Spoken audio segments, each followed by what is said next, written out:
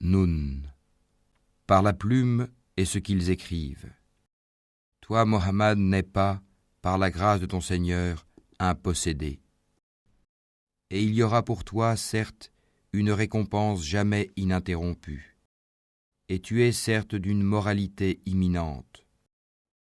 Tu verras et ils verront qui d'entre vous a perdu la raison.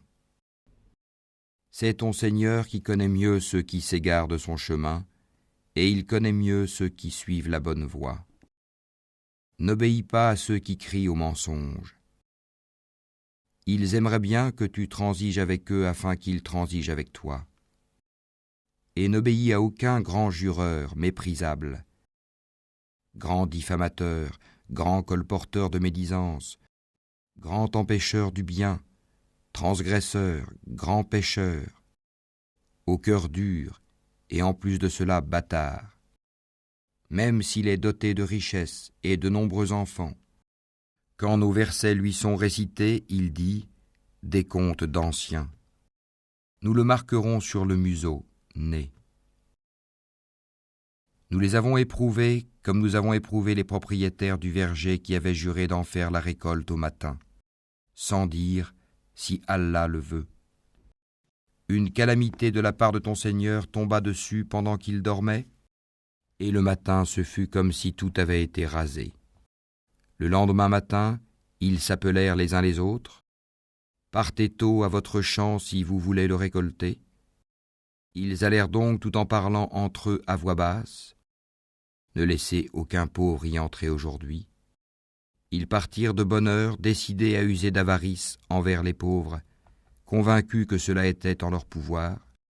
Puis, quand ils le virent, le jardin, ils dirent « Vraiment, nous avons perdu notre chemin, ou plutôt nous sommes frustrés. » Le plus juste d'entre eux dit « Ne vous avais-je pas dit si seulement vous avez rendu gloire à Allah ?»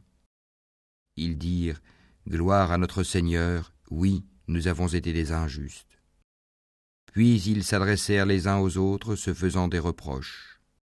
Ils dirent « Malheur à nous, nous avons été des rebelles. Nous souhaitons que notre Seigneur nous le remplace par quelque chose de meilleur.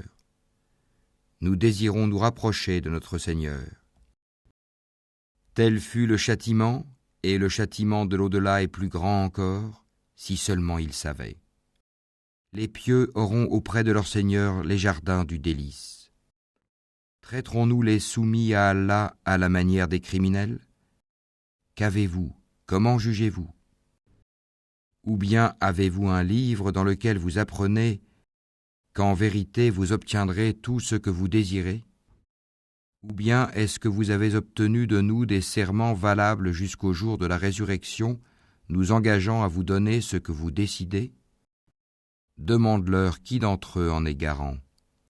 Ou encore, est-ce qu'ils sont des associés ? Eh bien qu'ils fassent venir leurs associés s'ils sont véridiques. Le jour où ils affronteront les horreurs du jugement et où ils seront appelés à la prosternation, mais ils ne le pourront pas. Leurs regards seront abaissés et l'avilissement les couvrira. Or, ils étaient appelés à la prosternation au temps où ils étaient sains et saufs. Laisse-moi donc avec quiconque traite de mensonge ce discours. Nous allons les mener graduellement par où ils ne savent pas. Et je leur accorde un délai, car mon stratagème est sûr.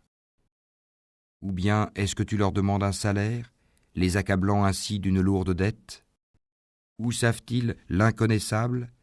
Et c'est de là qu'ils écrivent leurs mensonges. Endure avec patience la sentence de ton Seigneur, et ne sois pas comme l'homme au poisson, Jonas, qui appela Allah dans sa grande angoisse.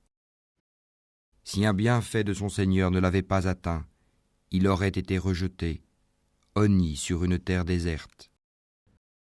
Puis son Seigneur l'élut et le désigna au nombre des gens de bien. Peu s'en faut que ceux qui mécroient ne te transpercent par leurs regards. Quand ils entendent le Coran, ils disent « Il est certes fou ». Et ce n'est qu'un rappel adressé aux